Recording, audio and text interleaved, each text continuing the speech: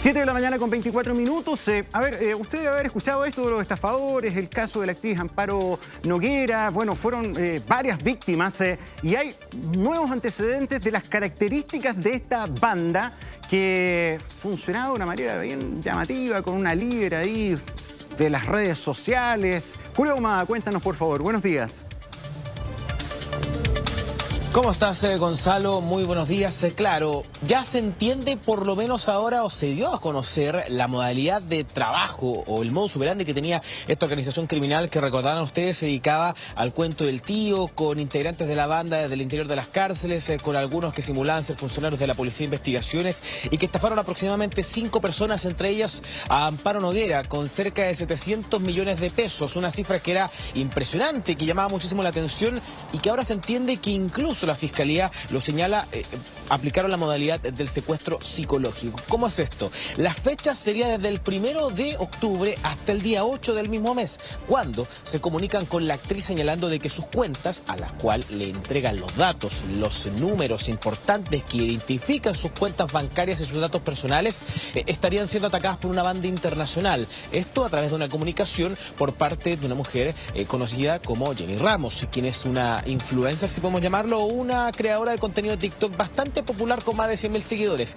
Ella simulaba ser una funcionaria de la Policía de Investigaciones, indicándole que estaba siendo víctima de esta situación. Tras eso, le remitía la llamada a otro hombre, quien también simulaba ser funcionario de la PDI, quien decía que estos datos eran importantes y que había que protegerlos y que no había que contarle a ningún familiar porque incluso había personas participando de esta organización. ¿Qué le exigían? ¿Qué le solicitaban? Que entregase sus tarjetas, que entregase sus cuentas, que entregase todo el dinero posible. Ahí es donde dos sujetos, simulando ser funcionarios de la PDI, llegaban hasta la casa de la actriz. Ella entregó todos estos elementos en la primera llamada. Tras eso, al siguiente día comienzan a establecer diferentes comunicaciones con ella, entregándole incluso un teléfono celular con el cual tenían que estar en constante contacto. De ahí en adelante, hasta el día 8 de octubre, vinieron más depósitos, gastos de las tarjetas que ya había entregado a los delincuentes en tiendas de computación, en tiendas de ropa deportiva, que alcanzaban o que incluso llegaban a ser cercanos a los 3 millones de pesos cada una de las compras. Cuando se quedaban cortos de dinero, le solicitaban a Amparo Noguera que solicitara un crédito de consumo en el Banco de Chile, por ejemplo, cercano a los 48 millones de pesos. Tras eso, un retiro de fondos mutuos que superaba los 100 millones, entrega de dinero en moneda extranjera.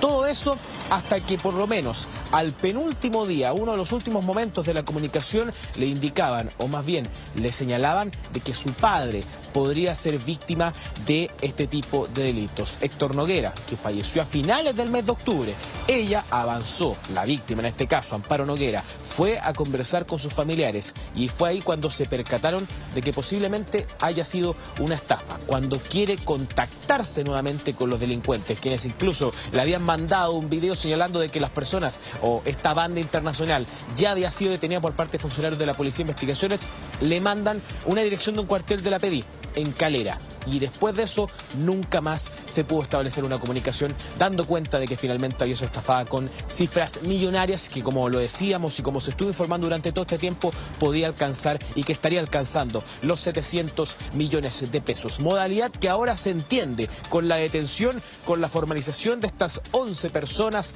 10 de ellas por esta estafa millonaria a la actriz y a por lo menos otras 4 víctimas más. Revisemos las declaraciones que se han entregado durante las últimas horas comentando y detallando esta modalidad bastante llamativa que tienen los delincuentes. Estos falsos ejecutivos bancarios, cuando llaman por teléfono, empiezan a sacar información a la misma víctima.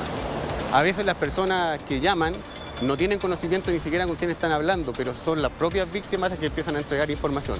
Por eso es importante, primero, ver con calma con quién está conversando. Y si empieza a pedir mucha información personal o bancaria, de inmediato cortar la llamada y hacer las consultas correspondientes en su entidad bancaria.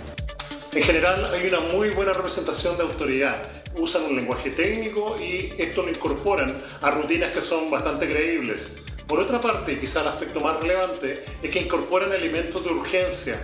Estos elementos de urgencia llevan a que se tomen decisiones, ya no desde una lógica, sino que desde una respuesta automática. Aparece justamente la activación del estrés. Y ese estrés, en vez de hacer un análisis lógico, racional, nos lleva a dar una respuesta automática.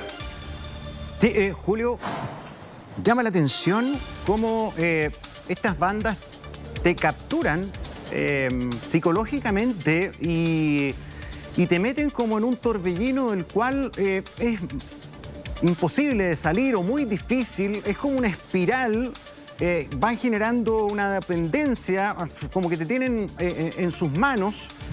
Porque cuando uno escucha estos casos, incluso puede tener una visión injusta, peyorativa, como, pero cómo tan menso, cómo no se dio cuenta. Pero estamos hablando de personas jóvenes, las típicas estafas, ¿no? Desde la cárcel, que muchas veces buscan a personas mayores. No, o sea, yo creo que a este caso y a estas bandas hay que ponerles atención porque actúan de manera mucho más sofisticada. Sí, de hecho, aquí es donde aparece la figura del famoso secuestro psicológico que detallaba la Fiscalía Oriente cuando estuvo en el proceso de formalización de cada una de estas personas. De cómo en la primera comunicación inmediatamente se identifican como efectivos policiales, se identifican como ejecutivos de banco, le dicen, están atacando sus cuentas. Es una banda internacional, hay participación de ejecutivos de banco, hay participación incluso hasta de familiares. Es importante, usted no tiene que entregar esta información a nadie. Ya insertado, por así decirlo, el temor, la entrega de los datos personales, la entrega de todos esos antecedentes que por supuesto generan una angustia en las víctimas, les permite, digamos, ganarse su confianza, más encima atraparlos durante varios días con esta comunicación directa, llamadas que eran bastante extensas. En el caso Amparo Noguera, tras la primera entrega del dinero, de las tarjetas, de las cuentas, de algunas monedas extranjeras que ella también tenía en su poder, le entregan días después un teléfono celular, constantemente la van a visitar, se están comunicando con ella, le comentan el avance, entre comillas, de la investigación, de que están atacando, de que es importante retirar todos los fondos, de que nadie debe saber, y más encima en la etapa final cuando le señala de que su familia corre peligro, de que también puede ser estafado, que también puede ser víctima de esta situación, es lo que genera muchísima más angustia. Pero en este caso, lo que se realizó, o lo que se hizo en este caso de notificar de que su padre podría ser víctima, fue lo que finalmente levantó las alertas y dar cuenta de que ella fue víctima de esta estafa. Sí, mira, además del riesgo de caer, ¿verdad? De perder ahorros, en cualquier caso, da lo mismo el volumen, todo esto depende de las circunstancias, la vida, la fortuna o no que se tenga. Pero terminamos en un mundo en que cada vez vamos perdiendo la capacidad de confiar. O sea, ya no se puede contestar un teléfono. Hay correos que uno ya no toma en consideración porque le tienes miedo al link. Que si aprieto me pueden robar alguna información.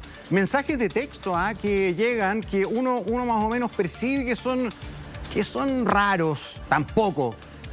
Y ojo con esto. Yo creo que tenemos que tener cierto plan con la familia, conversar, de tener, por ejemplo, una palabra secreta. ¿Por qué? Porque hoy día con la inteligencia artificial, los delincuentes te empiezan a investigar con tus redes sociales. Por lo tanto, tienen información de tu entorno.